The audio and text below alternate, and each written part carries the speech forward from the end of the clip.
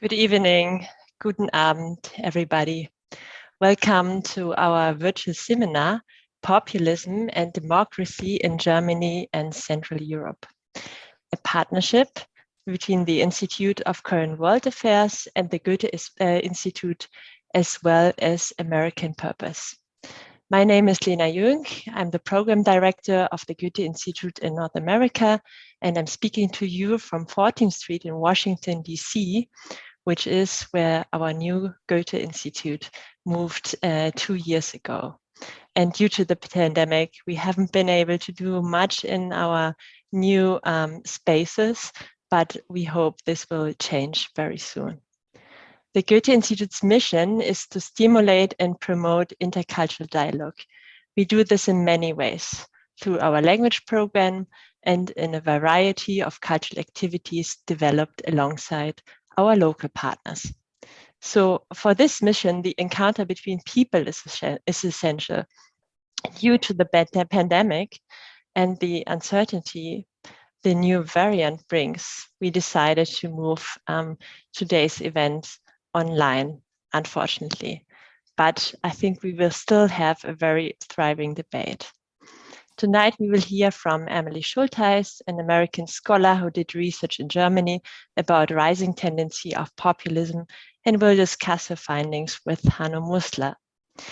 We at the Goethe Institute think that this is a topic we need to address again and again in order to find out where the political, social, and cultural causes for this development in many European societies lay. Therefore, we are very glad to partner with the Institute of Current World Affairs and present tonight's seminar. I would like to thank Gregory Pfeiffer, Executive Director of the ICWA, author and former NPA correspondent to Moscow, as well as Sandra April from ICWA and Katrin Engler, my colleague from the Goethe Institute. I will now hand over to Gregory Pfeiffer, who will introduce our panelists.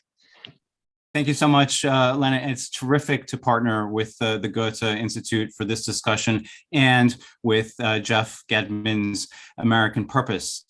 I'm very sorry, too, that we couldn't do this in person as planned, thanks to concerns about the new COVID variant, but it is great to see everybody virtually. Otherwise, this is very good timing because it coincides almost to the day with major and I would say historic change in Germany, the end of the Merkel era, with the new Chancellor Olaf Scholz and his Social Democratic Party-led government taking over within days. So the pandemic isn't, of course, the only major challenge awaiting him.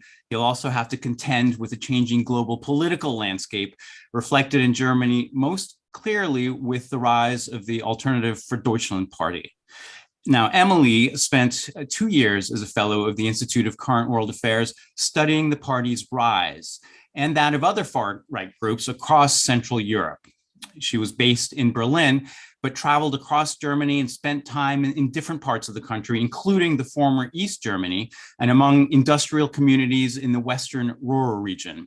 She heard debates over memory culture and patriotism that helped lay the groundwork for the AfD. And her reporting from Germany's neighbors included from Austria, Poland, and Hungary, and it enabled her to look at wider links and common ideas and strategies among the far right across Central Europe. It was really a fantastic fellowship. The Institute advances American understanding of global cultures and affairs by sending young Americans like Emily abroad for 2 years on independent writing fellowships. 65 years ago, ICWA sent another young American to Cold War Germany to study the effects of a nation divided between Western Europe and the Soviet Union. His name was David Binder, and he went on to become a longtime foreign correspondent for the New York Times. I was just reading over his dispatches for the Institute the other day and came across one that he wrote as a fellow about the rather bitter elections of 1957, in which he reported it marked the end, or rather, I should say, the beginning of the establishment of the two major party system in Germany. The country was prospering and it was invested in a strong alliance with Western Europe and the United States. But David asked, would the tender plant of democracy survive future storms, including the demagogues who we said pop up in every free republic. It has, so far, and Germany has become the richest and most influential country in Europe. So I'm very eager to hear tonight from Emily and Jeff Gedmin and Hanno Musler about what Germans think about where their country is heading in this new age of demagoguery. After wrapping up her fellowship earlier this year, Emily is currently studying for a master's degree in nationalism studies at the Central European University in Vienna and reporting for the Associated Press, Politico, and other publications.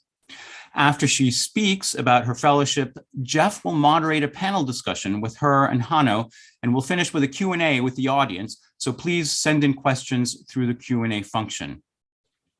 We are delighted to have Hanno here. He is a 23-year veteran business reporter for the Frankfurter Allgemeine Zeitung.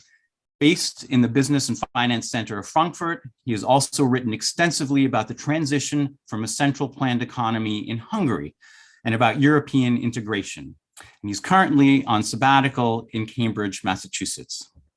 And Jeff Gedmin is an Institute trustee and co-founder and editor of the American Purpose magazine.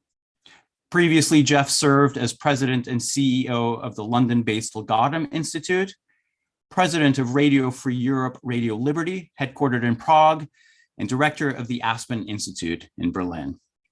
So thanks again for joining. And with that, I will hand off to Emily. Thank you so much, Greg, for that kind introduction. And I'd like to also start off by thanking the Institute of Current World Affairs for giving me the opportunity to spend these 2 fantastic years doing really in-depth research in Germany and across the region. So just a little bit of brief background I wanted to start with. I am thrilled to be back in DC, even if we can't be together in person. I was based here for 6 years covering American politics, most recently the 2016 campaign. And that was sort of the backdrop to me deciding that I wanted to move abroad and wanted to understand not just what was happening in my own country, but the ways in which that was, showed significant parallels with what might be happening elsewhere. And so I moved to Germany in 2017. I had spent the entire 2016 election here, essentially sitting in a newsroom and covering it, via TV screens and computer screens. And so much of what drew me to being an ICWA fellow was the idea that I would get out from behind a desk and not just spend my time sitting in Berlin and writing about things that, that were happening in the country, but maybe not in the international cosmopolitan city that I was living in. And so I think Germany was, in retrospect, really, in addition to being a country that I have so enjoyed living in, it's an ideal place to explore this question of what is happening in our democracies right now, and what are the kinds of factors that are giving rise to illiberal and far-right forces. Germany was, given its history, seen as somewhat immune to a party like this. You'd had various far-right parties come up in the past, never had been able to make it into the parliament where you need 5% in a national election. And so, the idea that the Alternative for Germany, the AfD party, founded in 2013, first contested an election that year, wasn't necessarily able to, they didn't quite meet this 5% threshold, but then more than 1 million refugees arrived into Germany in 2015 and 2016. And so you saw this moment where this party that for the first time had a real shot at entering the parliament started to gain momentum by doubling down on anti-refugee, anti-immigration policies. And so it felt, coming to Germany in 2017 and watching that fall, the AfD win 12.6% of the vote in the national elections, become the first far-right party to enter Germany's parliament since World War II. It felt like the discussions happening in Germany, how could this happen? What is going on with our country? What is going on with our electorate? There was a sort of shell-shocked sense of surprise and discussion that to me felt not so dissimilar to what was happening in the US after November 2016. How could this happen? What is going on? And so that's part of why I was so excited to spend time looking into this. And so I, over the course of my ICWA fellowship, so from April 2019 to April 2021, Despite a global pandemic, for about half of that fellowship, I still got to travel to about a dozen different cities, both in Germany and, as Greg mentioned, in Austria, Hungary, and Poland. I had hundreds of conversations with all sorts of different people from across the political spectrum. And I was able to do what I was most determined to do when the fellowship started, which was not to sit in Berlin and talk to politicians from the far right or other parties, but to get out into communities where this party had managed to find a foothold, and to talk to, the quote unquote regular people who had decided to vote for it. Not necessarily the diehard supporters, but the people who, out of all sorts of different reasons, had felt that they had gotten to the point that they needed to cast a vote for the AfD. And so, I could probably talk about this for hours, and Greg and I have already definitely had many hours of discussion over the course of my 2 years as a fellow. So I will not get to everything tonight. And I can't give you one concrete set reason why the AfD has managed to find a small but significant and consistent foothold in the German electorate. But I do, there's all sorts of reasons that go into that. And I have a couple of examples that I think help illustrate that. But there's one thing that stuck with me, and it actually came from my first trip as a fellow. I went April 2019, I went to the city of Cottbus, which is in Eastern Germany, about an hour and a half by train outside of Berlin. And I asked a local activist sort of, why do you think this is happening? This was a city that, like many places in the East, has a very strong support for the far right. So there were about 25% of people in the city had voted for the AfD in the previous election. And I said, why do you think this is? And he said to me, people feel like they are losing their Heimat. And Heimat is a German word that doesn't really have a great translation in English. It essentially means home, but or home region, or even homeland, but it goes so much deeper than that. It's the place that you belong. It's the place that you don't have to explain yourself. It's the place to which you have a really deep emotional tie. And so, whether that is indeed true or not, I think there are a lot of people in Germany that feel that they have lost something, or that they are on the verge of losing something. And that this idea of this place that you belong, whether it's economically, socially, politically, that place either doesn't exist anymore or it's under threat. And so this word, this word that is very difficult to translate, came up in conversation after conversation over the course of my 2 years as a fellow, from politicians, from voters, from everyone. And so, that's one thing that I kind of want to just throw out there, this untranslatable German word, or hard to translate German word, as this idea for, who do we want to be as a society? Who's allowed to be part of that? How much is that society allowed to change? And I think all of those feelings are very much wrapped up in different ways with why people might vote for the AfD in Germany. And even though that word doesn't necessarily exist in other languages, I think that kind of core feeling that comes down to it, in some ways, when you're a far right party using this word and appealing to these emotions, it's not so different than saying, make America great again. You're trying to protect and go back to a certain thing that people feel like they've lost. So with that in mind, like I say, I could tell you about every one of the amazing reporting trips I got to take as a fellow, but I will keep it to just two, which I think are both indicative and emblematic of the kind of research that one is able to do as an ICWA fellow, which is not always easy as a freelance journalist or even a staff journalist. And I think also kind of get at this question of, where is Germany heading as a society, and what are the varying overlapping factors that sometimes contribute to people's support for the far right. So the first of those is a city in Eastern Germany in the state of Saxony called Görlitz, which sits right along, it's the easternmost city in Germany. It sits along the border with Poland. It is, for any of you who have seen Wes Anderson's movie, The Grand Budapest Hotel, that might give you a bit of a sense of what the aesthetic looks like there. It's a city of about 57,000 people, and the old town was the filming site for quite a lot of that movie. And there's a sort of old shopping hall that serves as the lobby of the Grand Budapest Hotel. And so, it's this absolutely magical looking city. It's beautiful, it's colorful, it is perfectly renovated, and And the reason I went there is because it became nearly became the first city in Germany to elect a mayor from the AfD back in 2019. And so I spent a month there, which thanks to ICWA I was able to stay there for an entire month. I was able to speak with dozens of different people.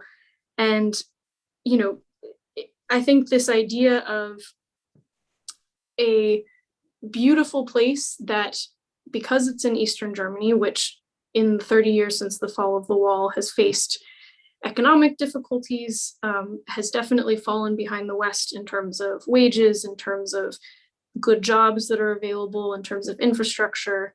You know, this is a place that has fought very hard to look the way that it does, to be the way that it is. And the people who live there still face significant challenges. And, you know, so I think to me, that felt like a good place to explore some of these questions. You know, why is the party so strong in Eastern Germany? You know, in all 5 Eastern German states, it's significantly stronger than it is in the West. And to be there for long enough that I could actually get to know people, like I said before, not just the ones who show up and loudly yell at a far right rally, but the ones who quietly support the party. And so I got a chance to do that. And, you know, I think for a lot of the people I spoke with, these are people who in 1989, 1990 had huge hopes for what might come after the fall of the wall, what might come for them after German reunification. And while some of those things have come to pass, I think there's a lot of ways, as I mentioned, with wages, with jobs, with having to sometimes retrain for new jobs or new fields. There's so much that didn't live up to the promises for them. And so, you know, when the refugees started arriving in 2015 and 2016, it wasn't so much the cause of the frustration as a catalyst for existing frustrations that had been building for, by that point, 25 years. And so, for example, I met this one family who, it was this couple in their mid-60s. They couldn't have been sweeter. We sat for coffee one day and they essentially said, we had a small business here. We worked our entire lives. We always voted for the Christian Democrats, Angela Merkel's party. And then the 2008-2009 financial crisis hit. They had to shut their business. She went into early retirement. He went into retirement a few years later. Together, they had not enough money to take care of themselves. They were having to ask their kids for money in order to stay afloat. And so for them, seeing the fact that so many refugees were coming to the country, you know, to them, it felt like, we have worked our entire lives. We've helped to rebuild this region. We've done everything that we can, and we can't survive. And so why is it that there are new people who are coming who haven't had that kind of work, who haven't done these sorts of things? Why is it that they are being helped by the German state and we feel like we aren't?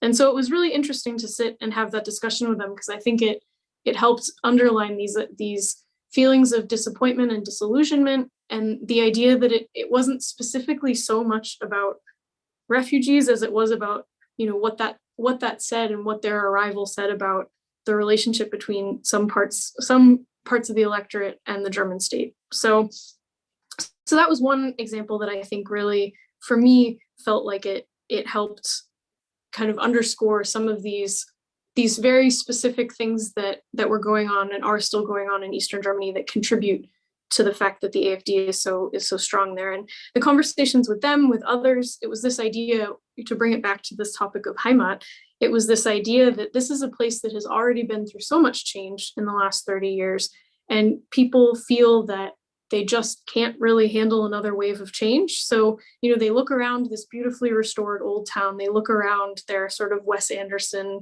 style, you know, picture perfect epitome of what you'd imagine a medieval German town would be like, and are afraid to lose that. So the next place I wanted to tell you about, the second place, is another city that I spent about a month in, this time in summer of 2020. It's called Gelsenkirchen. It's a city of about 240,000 people in the very dense urban industrial west of Germany, so in the Ruhr Valley, near to Düsseldorf and Essen and Cologne. And this is it was a long time coal city. You had coal mines around the city. You had multiple in the city and in cities nearby, huge industrial hub. And also a place where a lot of people, whether people who'd lived in Germany for a long time or guest workers from a whole host of countries, came together to sort of rebuild Germany after World War II. And people there described it to me as Ruhr York instead of New York. There was this idea of, to the extent that there's anywhere in Germany that has that kind of immigrant history, that used to be a very small town and just absolutely blossomed and grew exponentially in the wake of the Industrial Revolution, it was Gelsenkirchen. And I want to tell you there about one street. There's a sort of a main shopping street that goes from the city hall down to the train station. And, this is a city that, because of the history of guest workers, there's a huge Turkish population there. Because the coal history meant that a lot of people left the city in the last 20 or 30 years. There were a lot of available apartments. There was a lot of space. There were a lot of refugees that came and were housed in the city. And so it's one of the most diverse places in Germany. It's also struggling. And I think that's the other thing about it is that, this is a place that has extremely low wages, has extremely high unemployment. And in a survey of the nicest or best places to live in Germany out of 401 options, Gelsenkirchen was number 401. And so there is this, when I told some friends that I was going there, they kind of said, oh, Gelsenkirchen, really? But what I found, and this is a place that it's in Western Germany, the support for the AfD is not as high there, but it is the highest of anywhere in all of Western Germany. And so, I spoke with some of the party's voters there, and there it was in some ways kind of the mirror image of what you'd see in Görlitz. There it was not so much, we have this thing that we fought very hard for and we're very afraid to lose it. There I talked to people who said, I walk along this main street and I feel like I'm an outsider in my own city. And, the city's not doing well. The city is anyway going through all sorts of struggles. And so the idea that we have people coming here, it makes me feel like I don't belong here anymore. And that's the other reason I mentioned this in the context of Heimat, because I think there the question is, where do people, or is there still a place for people? Do people feel that they have a place in their communities that they've grown up in, whether real or imagined? Does that mean that this is still, it's the place that they expect it to be, the place that they feel comfortable? And so in a place like that, you also see the AfD using this issue of Heimat, and there it's bring the Heimat back, right? It's fight for our Heimat, protect our Heimat, and I think those two cities are so different and have very different issues, have very different backgrounds, but it was really helpful and interesting to spend the time speaking to people there to understand, at the very least, the perceptions of what's changed in their communities, what's changed in their societies. And so, I think these places both also show just how complex the various reasons are. Sometimes there's an economic component, the idea that somebody's been left behind, but I think there's a huge cultural component to that as well.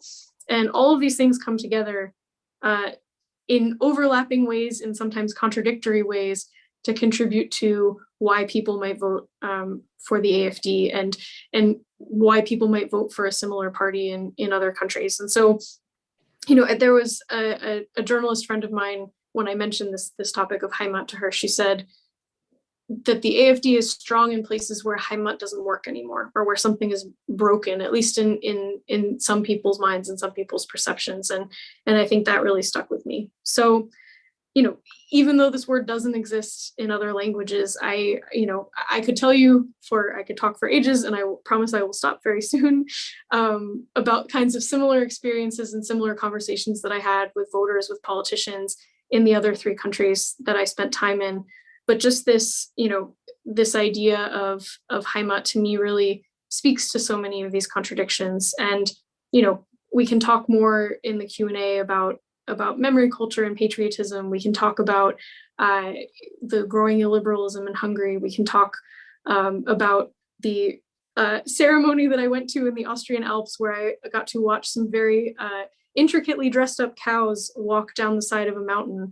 There's been a whole lot of amazing experiences that I got to have as an ICWA fellow. And I would just end with a brief note, and I think we'll probably speak a bit more about this as well.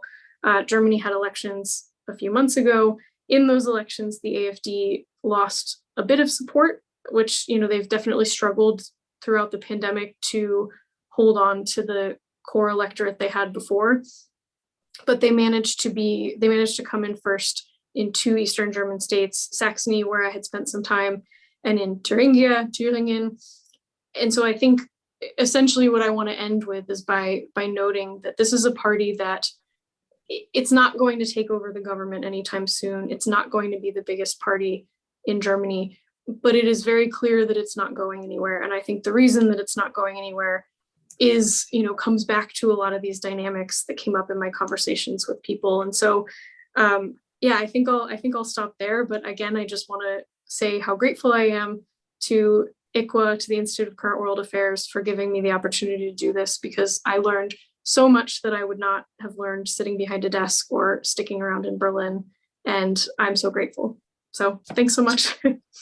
Well, Emily, thank you. And as a trustee, to say how grateful we are and how proud we are. You entered an intensely competitive process. You got this fellowship. You've done very serious, really substantial work. What a fascinating presentation. And congratulations to you. We're grateful. And thank you so much. So now the discussion round, I'm going to ask questions to Emily and Hanno for about 15 minutes, and then we open it up to the gallery to take your questions, giving you the microphone, or if you prefer, I'll read your questions in chat. Emily, I'm going to start with you, and then Hanno, stand by, and it's great to see you, and I'll be with you in a moment.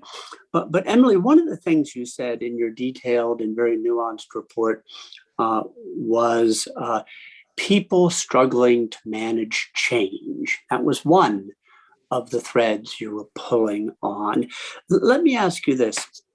There's a British writer, a journalist and public intellectual named David Goodhart, who argues that what's happening across the Western democracies in the United States, in Germany and Britain, not identical, but somewhat similar, is the struggle and distinction between what he calls the somewheres and the anywheres. And the somewheres are people who are rooted locally in a particular place. They're no less decent or honorable or intelligent than the anywheres. But compared to the anywheres, they're a little bit more bound to tradition, local community, and maybe face with greater hardship challenges of globalization, trade, and changes in technology. The anywheres are the cosmopolitans. They're comfortable in any frequent flyer lounge, and they've graduated from the best schools. They embrace or lean into change. They're better equipped to face it or manage it. My question to you is, it's not the only lens. You've said there's no one way, simple way to interpret what's happening in Germany and on the populist right. But is this one useful lens, and is it consistent with some of your experience that you were traveling and meeting the somewheres who are struggling with change on a variety of fronts, and therefore thought, this is a party, the AfD, that gives me space or home because they sympathize with my struggles? Yeah, I think that book actually came up, and David Goodhart came up in a handful of my conversations with experts, and there are, I think, people who deal with these issues in Germany who, although they might not use those exact same terms, would use similar ones. And one of them, the term that I've heard for the somewheres in German is Heimatverbunden, so connected to the Heimat, and so that's part of why it all kind of comes back to kind of some of the same themes. I mean, I think I do think it's a useful way to look at this, in the sense that there are ways of life and concerns in especially small rural communities that are difficult for myself included, those of us who've largely lived in urban cosmopolitan areas to totally understand. I mean, this summer I was in a very small town in Thuringia, speaking also about the rise of the AfD there with a local conservative politician from Angela Merkel's party. And it's a town of 200 people. And he basically said, I don't have anything against, politicians who live in the city. I don't have anything against the Greens, who I understand why they want to, change the environmental rules. But how are people in my town going to get around without a car? How are we going to do these things? We live a completely different life. And so to a certain extent, I think that plays a big role, because there is a lack of dialogue between those kinds of, and I think in some cases, a whether willful or inadvertent lack of a desire to understand what somebody's life experience might be that's different than yours. And I think that doesn't excuse racism or xenophobia, which is a part of the far right in Germany that we need to mention. But I do think a lot of the people that I spoke with who voted for the party, while they were clearly tolerating some of those things within the party and willing to vote for a party that does have that kind of rhetoric, a lot of it was about, people are telling me I'm a racist, or people are telling me that because I question certain things about the way that we handled stuff, that that I'm like a Nazi now, and I'm not. But if they're going to call me that, then I'm going to go to this party that's not going to call me that. And so I think that all of that is wrapped up together, this lack of understanding, this kind of protest aspect of it. And yeah, I think it's a helpful lens, and it came up a lot for me. Emily, thank you. I'm going to build on that and turn to Hanno for the next question. Hanno, if we're talking now, let's stipulate. So Emily noted it appropriately. So the elements within the AfD and within the party leadership are indeed far right, extremist. Let's even say, neo-Nazi. But as Emily has described, if I have her right, she met a fair number of people in 2 years and hundreds of interviews, individuals who would not be described as fascists or Nazis. So my question to you, Hanno, is this: what's driving this? Is this to be thought of as an East German phenomenon and temporary, or is it broader in Germany? Is it economic, or is it political? Is it cultural? And if I may add, what is the role of the mainstream political parties in neglecting or neglecting some of these voters, because they're going somewhere, apparently, because in the one case Emily cited, they don't feel comfortable in the CDU any longer.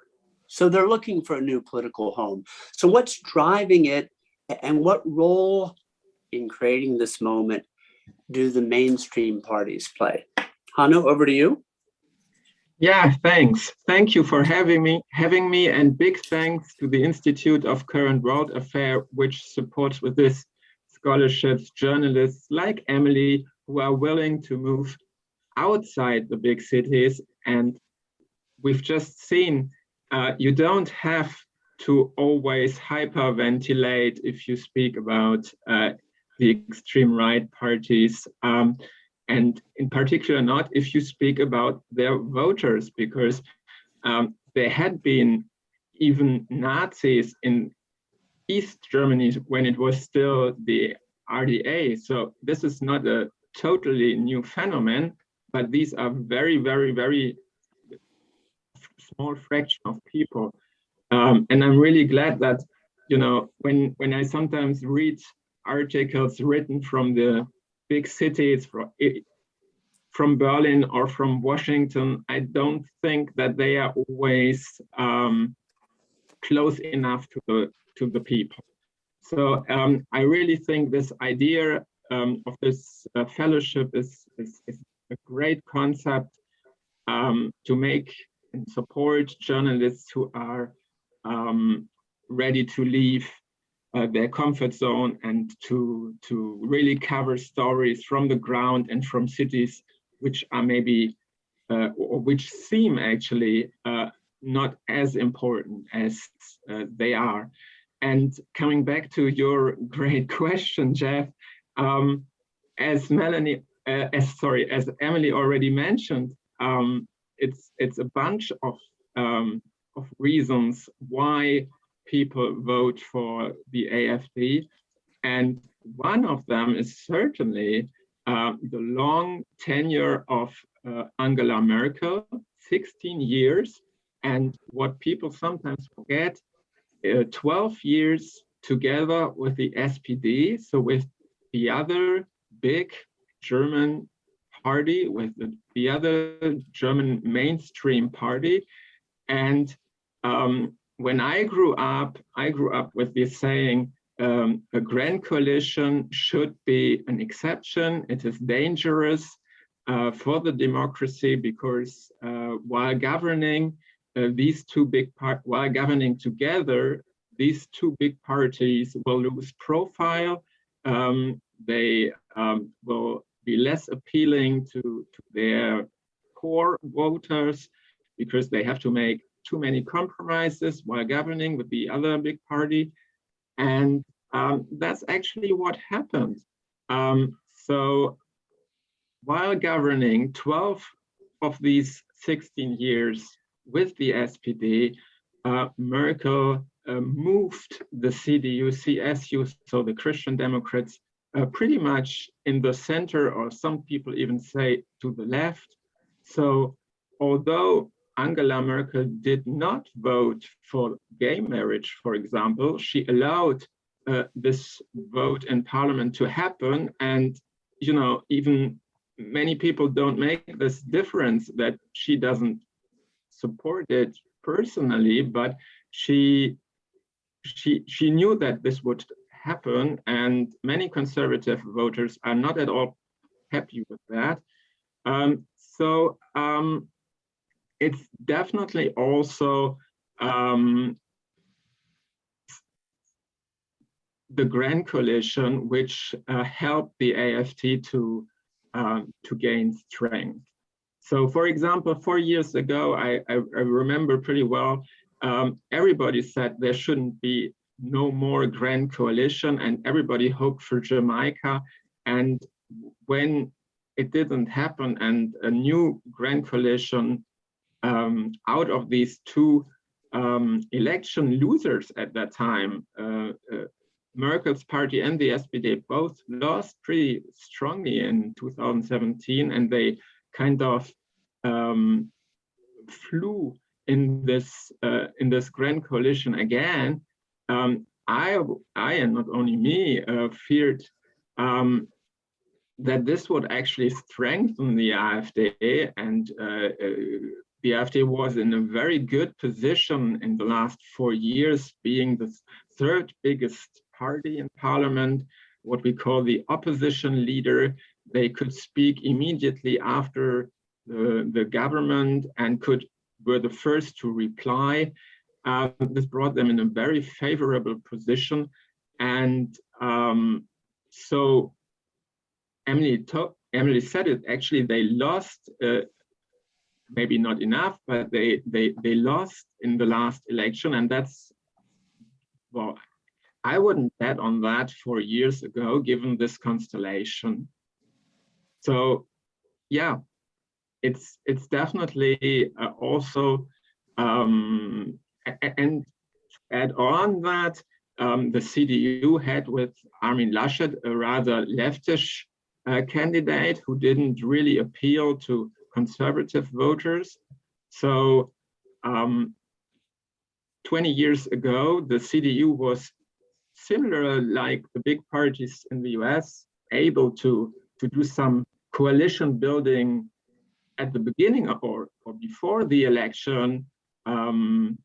So they had conservative voters, but also liberals, also social-minded people, Catholics in particular. And Emily mentioned the Ruhr or Essen, which is a strong voter base of the AfD, but there are also places like Fulda, for example, conservative, Catholic area where the AfD is also very stressed. So these used to be strongholds of the CDU, and if the CDU recovers in the opposition and will present the electorate a more conservative candidate in 4 years, I don't say the AfD will go away, but it could happen that the CDU takes away at least some more voters of the AfD again with a more conservative candidate. Definitely. Oh, you're muted. Forgive me. Thank you, Emily. I'm going to add a footnote to the fine remarks of Hanno before we open it up now. And that footnote, Hanno, is you will recall, and some on this call will recall, the legendary leader of the CSU, the Bavarian CSU, Franz Josef Strauss, who used to say, "To the right of me is the wall," by which he meant, I'm filling the space broadly with a big conservative tent. I'm not leaving a vacuum to be filled by these other, well, let's say, nefarious elements. So I have more, but I'm going to refrain. Let me go right now to the gallery, because I think that's most important. And I know you all want to engage directly with Emily and with Hanno. Let me call first on an American, US American in Berlin, Whitney Sterling. Whitney, if you can hear me, I'm going to offer you the chance to speak. If you prefer, I will read your question. You put it in chat. Whitney, are you there? Would you like to pose your question? I'm going to read it, the last part, and here goes. How can local grassroots social engagement and political action strengthen movement away from authoritarianism on a national level? And part two, Emily, how can one create more Haimatha on a local and national level? This is hard stuff. Emily, you have the floor. I guess I'll take the second one first, although I agree that it is definitely a complicated and difficult question. Interestingly enough, in 2018, the Greens first started using this concept of Heimat in a different way. And I think there has been debates among the left of center parties about whether this is a term that is just totally lost to them forever, whether it's been framed enough by the far right that it's kind of incorrigible for left of center parties. But the Greens essentially, including, for example, Cem Özdemir, who is about to become the agriculture minister. He will be the first minister in the government of Turkish descent. He and others in the party have very much tried to reframe Heimat as something inclusive. In other words, you can have more than one of them, that your Heimat is where you want it to be, not where others tell you that it needs to be. And, so there was a state level campaign in Hessen that had an image of a black hand and a white hand entwined and said, Heimat, of course. And anyone who wants to be from the state can, anyone who wants to have a Heimat here can have a Heimat here. And so, between those efforts, between Cem Özdemir, between Frank-Walter Steinmeier, who is Germany's president from the Social Democrats, who has also spoken about the option or the need to sort of reframe this word. I think on the rhetorical front, and it's something I find really fascinating, there have certainly been efforts to do that. And I think, when I was in Gelsenkirchen, I talked to a young Syrian refugee who was 21 years old, came to Germany at 16. And he said, of course, Germany is my Heimat. This is a place that took me in. I learned the language. I've adopted, values and things about the country that I now consider part of my identity.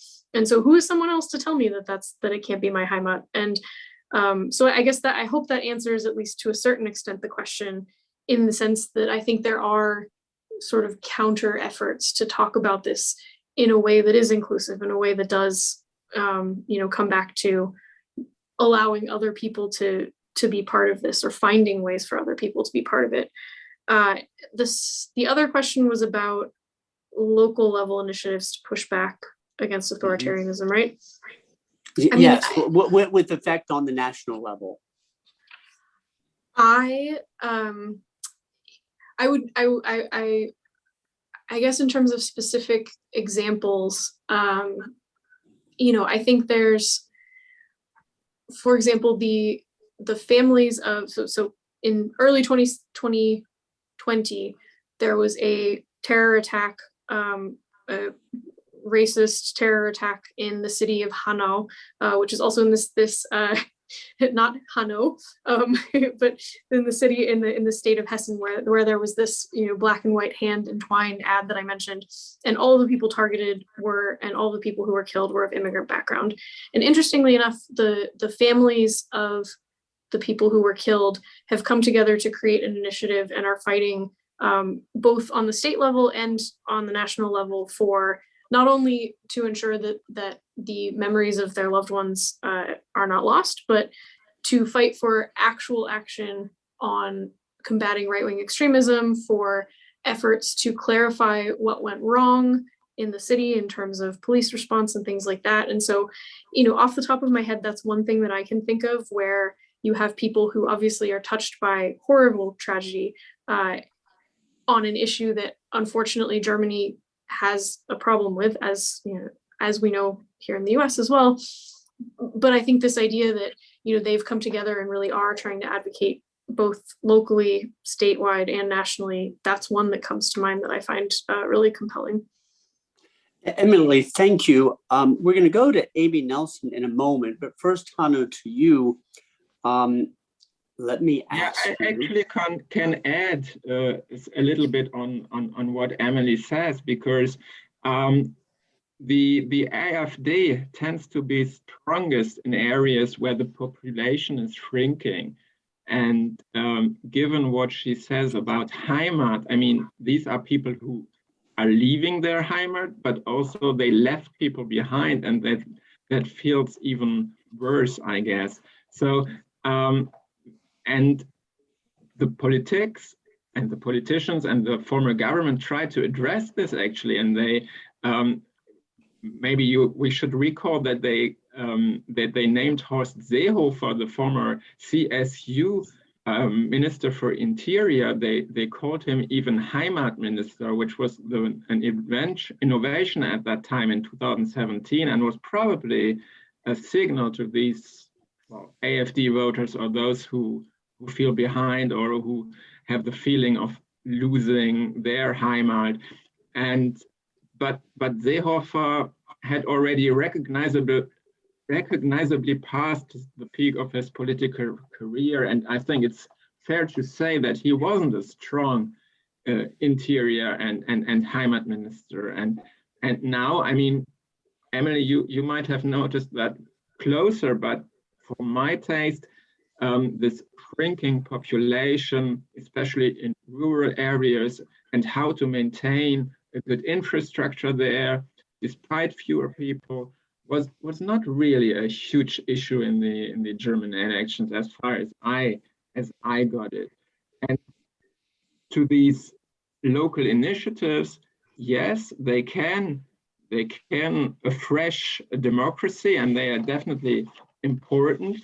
But unfortunately, I think we have to admit that the AfD and also the Die Linke are often much closer by the local people than journalists are, and also the big mainstream parties are. So I heard stories about local initiatives who were against, for example, wind turbines in East Germany. So people who are always against something. Remember, the AfD was at the beginning anti-Euro, then anti-immigration, now maybe anti-climate change and anti-wind turbines with, yeah, we have to admit, shoot out of the ground in the empty east of Germany. And well, not everybody likes them, and for many, they disfigure the landscape.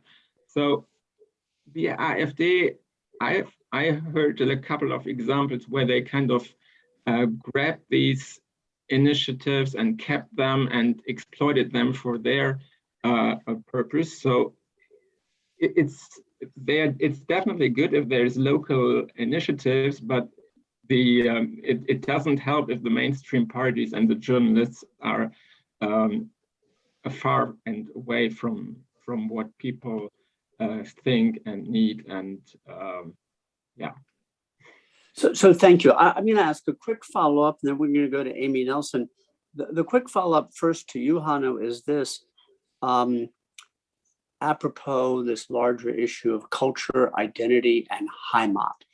May I ask you, Hanno, where were you born? In Bielefeld, in North Rhine-Westphalia, between Berlin and the Ruhr. Okay, and where do you live today? And where do you live today? In Frankfurt, since 23 years. And so, forgive my directness. How old are you? It's relevant to my last question. Well, you called me a veteran journalist, but friends say, "Oh, you've just turned 50." But okay. Okay, so what does it mean to you? The phrase "stolz Deutsche zu sein," proud to be German. How do you relate to that? Yeah, I could never say that. I was raised in that tradition that these words are only used by those who want to provoke, who want to break taboos, that don't want to be identified with the legacy of 2 world wars and the Shoah and the Holocaust for sure. So to say something like what you've said is a no-go for me. And it might have changed for some people a little bit with the World Cup in soccer and football in 2006, I think, which was in Germany. And some people felt proud for their team, and they had like national flags on their cars. So that was totally new feeling for the whole society, I would say. Okay, so very helpful. Thank you. I'm eager to ask Emily another question, but I'm going to bite my tongue because we need to hear from you all. And Amy Nelson, you have a question in chat. Good evening, and thanks so much for taking my question. And thank you, Emily and Hanno. I really enjoyed your comments, and I've learned so much this evening. Emily, I'm wondering what your thoughts are on the upcoming Biden administration Summit on Democracy. It seems like this is a deliberate effort to sort of recapture global public opinion in favor of democracy and against its foil populism. Given as you've explained it tonight, the origins of populism originating at such a local, such a micro, such an individual level, is a top-down international summit the best fit for the problems we're facing, if you would call it a problem? Is it also being perceived potentially as paternalistic outside of US borders? Thanks. Thanks, Amy. That's a really good question. I don't know if I have a clear, good answer on that, because I think on the one hand, part of the reason we are in the position that we are in is that Western democracies have sort of taken democracy for granted. I think, I was born 6 months before the fall of the Berlin Wall. And so, my generation, both in the US and Germany, across a lot of Europe, really hasn't known anything else. And so I do think there is something to be said for having an international high profile focus on this issue at a time when people have maybe become a bit complacent about these things. At the same time, yeah, I think the points that you make are absolutely valid reasons for criticism, or at the very least for skepticism about what something like this can accomplish. But I do think in general, it is particularly after the previous administration and the rather blasé attitude they had toward, not even blasé attitude, friendly, open attitude they had toward certain illiberal and authoritarian leaders around the world, that it is at least a helpful sign that this is an issue that's on the current administration's set of priorities. So thank you, Amy, and thank you, Emily. So we're going to take one more. It's 5 minutes before 7 p.m. Eastern, and we want to keep all of you on time, be respectful of your time. And Stephen, you have a question in chat. Stephen says that he has acquaintances in Bavaria, in southern Germany, an affluent state. And so let's assume people who are doing well in that area of their lives. And he wants to know, what can other factors be for motivating this drift or the pull or magnetism of the AFD for those who come, I'm paraphrasing, Stephen, I hope I've done justice, but who come from the West, not the East, and who are doing well economically? Emily, Hanno, in that order? So I think that's a very good point. And I think, there is often a discussion about whether the rise of populism or rise of far-right populism is primarily due to economic concerns or cultural identity-based concerns. And I think the very fact that you do have support across the socioeconomic spectrum, I mean, I do think it's in general true that the majority of the people who vote for the party can be in some way considered losers of globalization at some level, but they're not the only ones. And it is true that the party does have supporters across the spectrum. And when you look at the party leaders, you also kind of see that profile. It was originally known as sort of the professor party, which now is not anymore the case. But in any case, for me, that speaks to this idea that it cannot just be an economic, the reasons cannot be purely economic.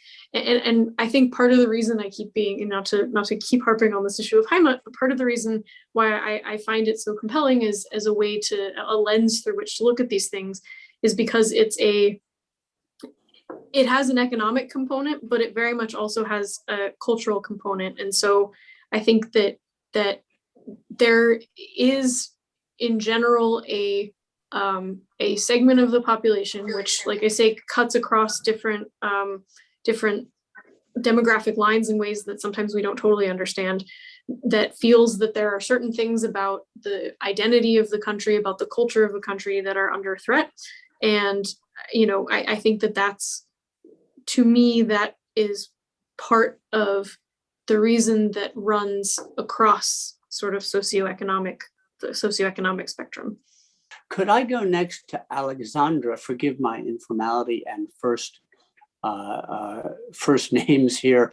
But Alexandra, if you were there and would like to speak, I'm happy to offer you the microphone. Otherwise, I will read your question. Can you hear me, Alexandra?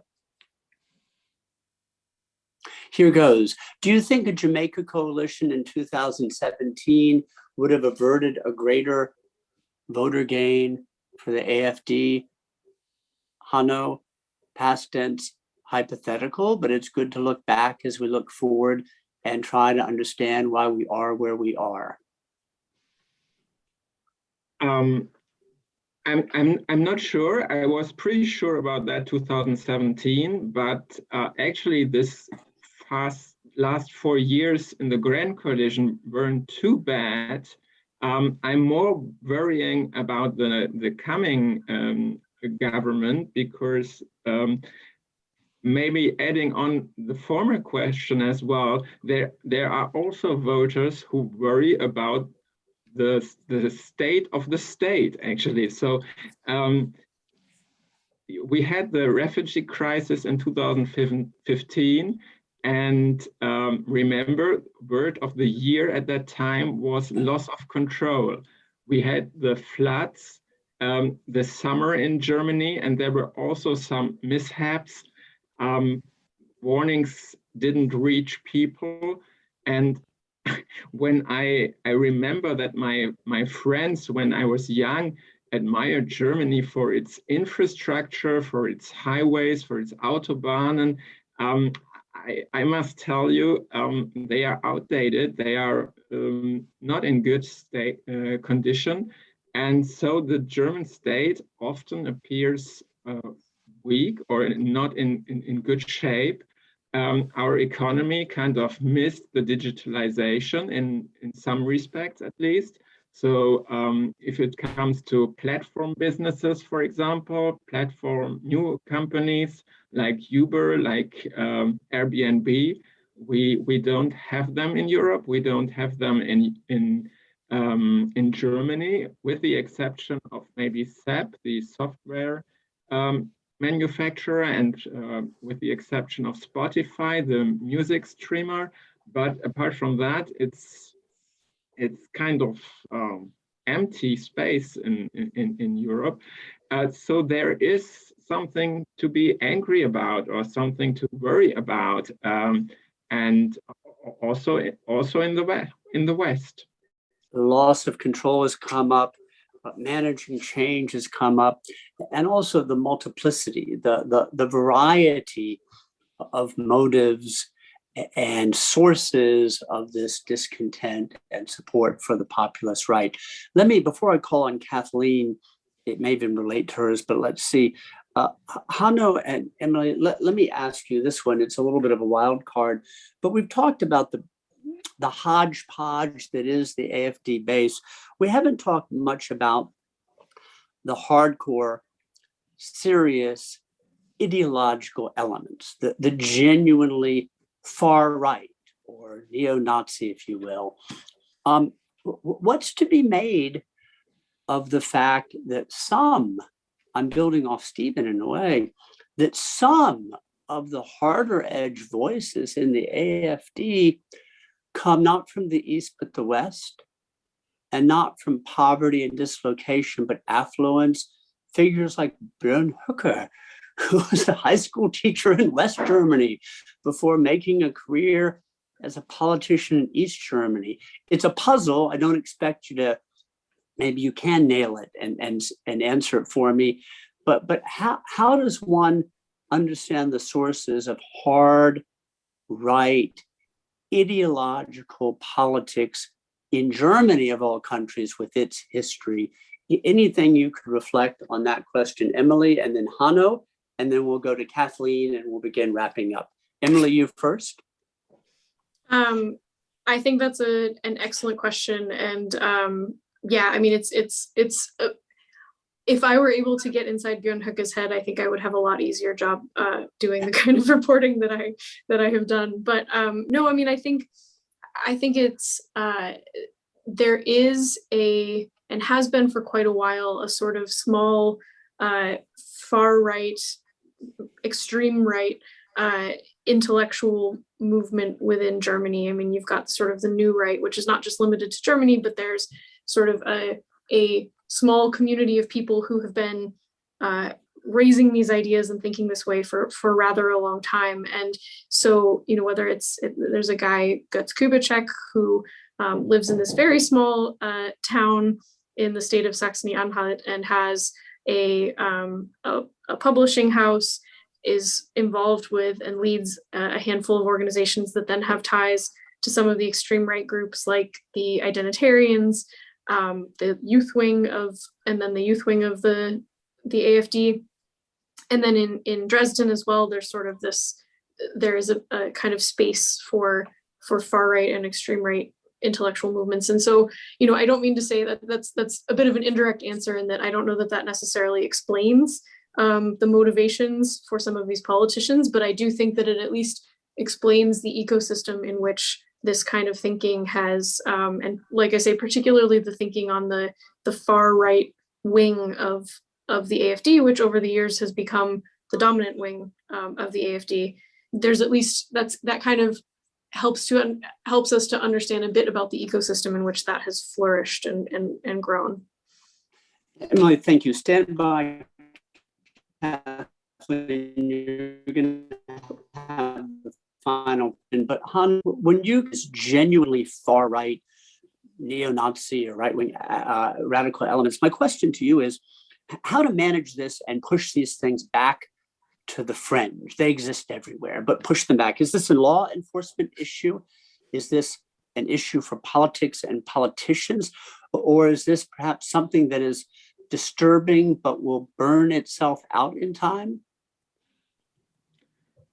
The latter, I don't think so. I have a friend who moved a decade ago from Cologne to Dresden, and the first thing she observed was how obvious Nazis behaved in public transports.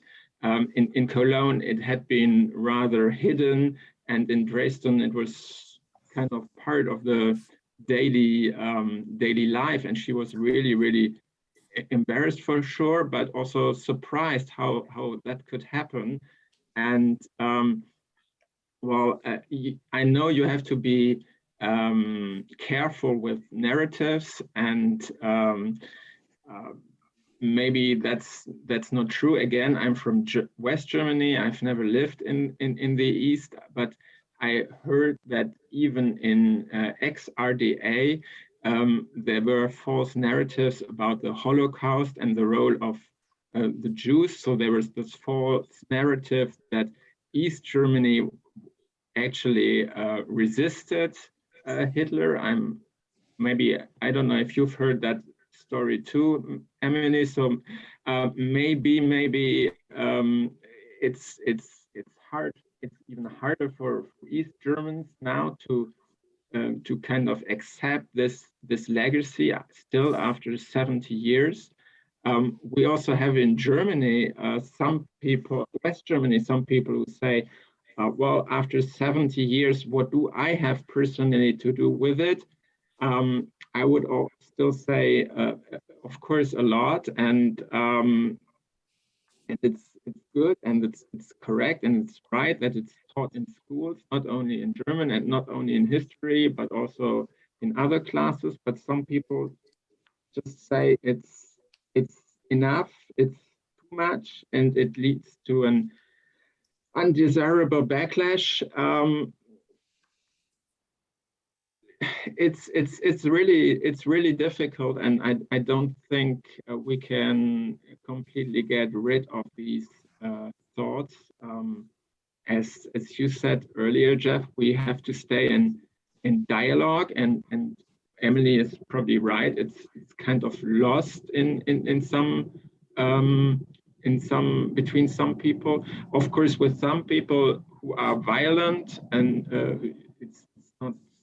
There's no base for tolerance, not even for thin tolerance, but maybe also journalists, again, I try to point first to us.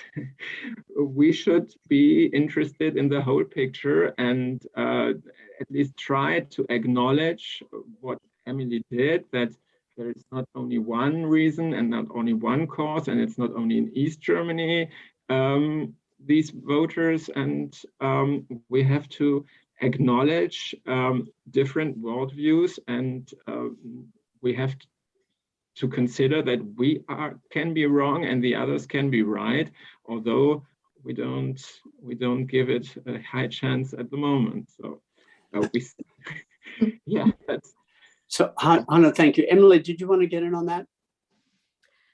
Yeah, I mean, the only other thing I would add on this issue of how you push back against it is I find as an American looking at these things, I find Germany's domestic intelligence service, the Verfassungsschutz, to be an interesting institution that is intended to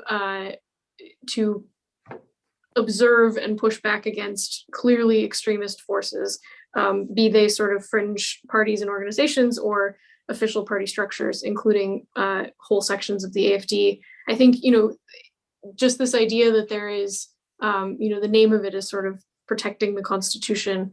It is an institution that, the extent to which that ends up being effective in preventing people from thinking this way, I think that's obviously very difficult to do. But I do find it, especially in the wake of January 6th in the US, this idea that this institution exists and exists in Germany in the way that it does to prevent those sorts of things, and is being actively used at the moment against organizations that are near and in some cases part of the AfD. That is one aspect that that I find really fascinating. Emily, thank you. So we're going to go for a final question to Kathleen, who has been patient. Kathleen, if you're still there and you can hear me, would you pose your question, please? Very wonderful presentation, both of you. And the piece that really strikes home with me and is the people struggling to manage change. And I think now, Emily, you might find this interesting. I was actually in Austria, Germany during the time of the wall falling, and I was privy to the dynamics of the people at that point. And I was part of a conference in Switzerland called Communication Through the Wall. I mention this only because at that point, it was a big question of how to integrate East and West. And at that point, they said, you know, who has, you know, what strengths are we bringing for unification? And so my question is, you know, as we well know, you know, the East was somewhat neglected.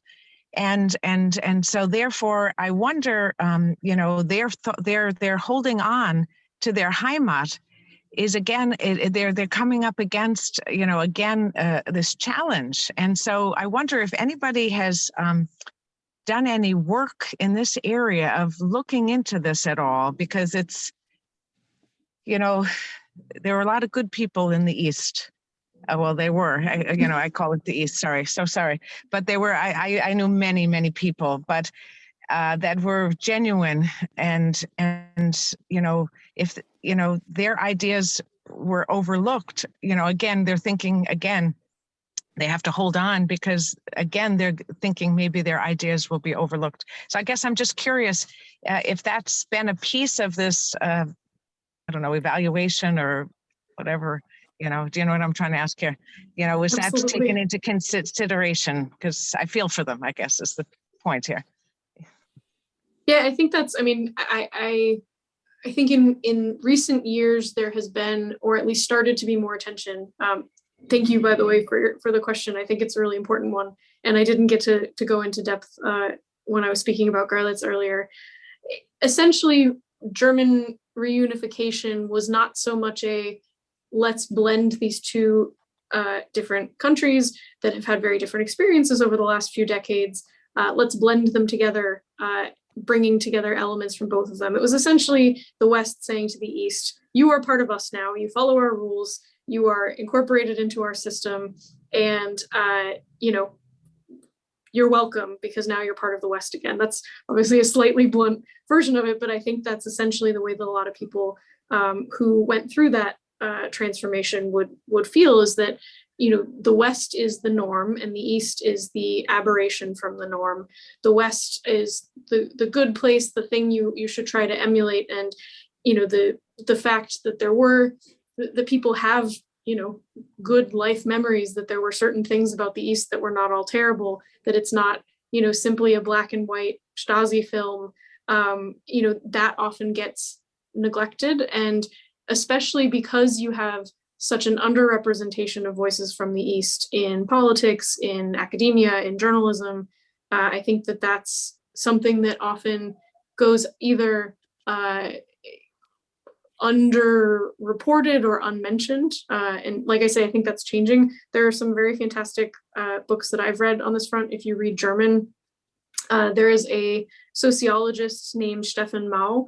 He wrote a book called Litten Klein about the neighborhood in the city of Rostock where he grew up, looking at it from a sociological perspective and sort of just how intense those transformations were for a lot of people. I think there are a handful of journalists who are from the East who do great work on that front. And yeah, I mean, it's an absolutely fascinating subject, and one that contains so many sort of nuances and shades of gray that often don't get discussed when we're talking about this in the big picture. So you all, here's what I want to say. Well, one could go on, and we just won't, because now it's 7:16, and I fail everybody as a moderator. if I don't bring this to a conclusion, I want to say to Lane and the Goethe Institute, big thanks, to the Institute of Current World Affairs for its vision and wonderful work. Hanno, you were fabulous. What a treat. And Emily, for your dedication, tremendous integrity in your work, and a fabulous first-rate report. And now over to the leader of the Institute of Current World Affairs and our host, Greg Pfeiffer, for a final word. Greg, over to you. Thank you very much, Jeff, for your kind words, for your wonderful moderating. Thank you, Hanno and Emily, for just a terrific conversation. It was just riveted, and look forward to more excellent reporting from both of you. Thank you, everybody who joined, and thank Lena very much and the Goethe Institute for co-hosting this event, and hope we will have more in the future. Goodbye, everybody.